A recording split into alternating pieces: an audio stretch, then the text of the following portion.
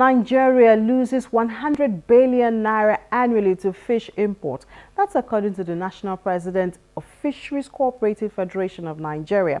And this costs the nation over $50 million in foreign exchange. This is in spite of the fact that many Nigerians deal in fish without regrets. 1,000 fish to feed them from fingerless to the harvest stage will cost us about 450,000 naira. So we have 2,000 inside the pond. We spend about 900,000 to feed them.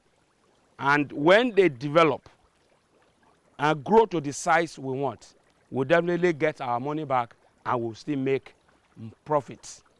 Another challenge which threatens the availability of protein in Nigeria is the conflict between farmers and cattle rearers based on the need for ranches. And the approach of the federal government includes asking states to donate land towards creating a ranch.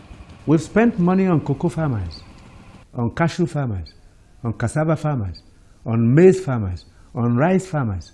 These are farmers. And we all eat meat. We had 415 grazing reserves, some gazetted, some not gazetted. But most of them have been encroached upon because urban growth, agriculture has been a bit disorganized.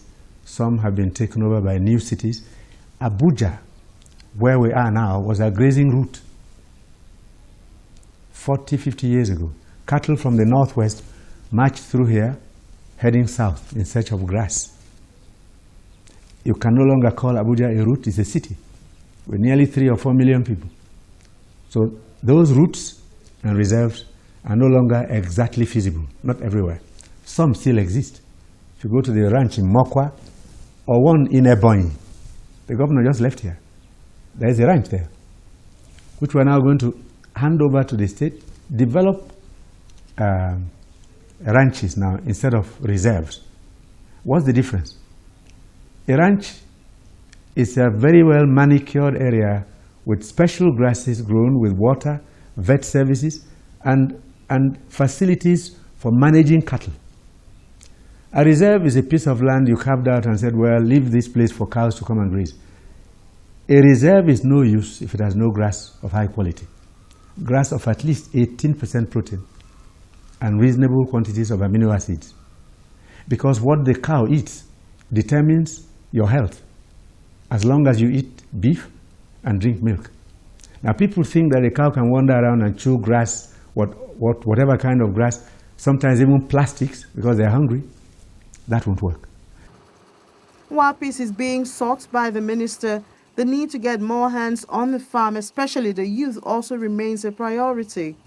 The mindset of the average young person is, I want to work in an office environment, whether or not it makes you wealthy or enriches you.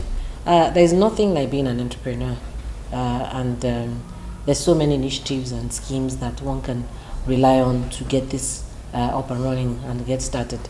The last administration, federal, they started an agripreneur scheme, which essentially was to make entrepreneurs out of the agricultural sector. The implementation, I'm not certain how much they carry the states along. I've said this severally. It's not enough to say as federal you're rolling out policies. Those policies must of necessity involve the states and local governments, if you can, because they're the implementers, they're the ones that will execute. So, like I said, I know it was a laudable initiative. In terms of execution, I'm not sure how far they've gone. We are looking at different alternatives. But as you jolly well know, the bane of most developments is lack of adequate capital to fund it. Banks are giving out agricultural loans at double digits. It can't work. There is no such venture that can run profitably, because the agricultural sector is one that's intense and that's hands-on, and you just have to give it that time for it to mature. There is a gestation period in agriculture. I mean, imagine yourself starting a cocoa plantation today. the first income, real income that you'll probably see can't be earlier than 4 years. And that's given the improved variety of cocoa, which starts fruiting at 2.5 years. While the perspective of Ekiti State Governor Ayo Fayose is that food security is everyone's business. We must take time out to see beyond ourselves,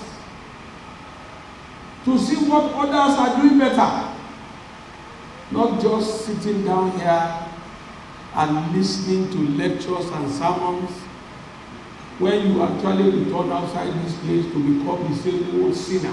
I encourage us to improve on ourselves, whether you are a farmer or you intend to be one, or you want to use farming to augment your living. At that one, you have no choice.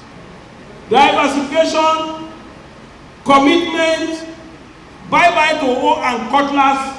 The federal government should declare state of emergency in agriculture. It's at times like this one that one remembers the days when almost every residential compound had a garden, even if only vegetables were grown on it. Could those little gardens make a difference? Let's know your view on Big Story. I'm Amy Thompson.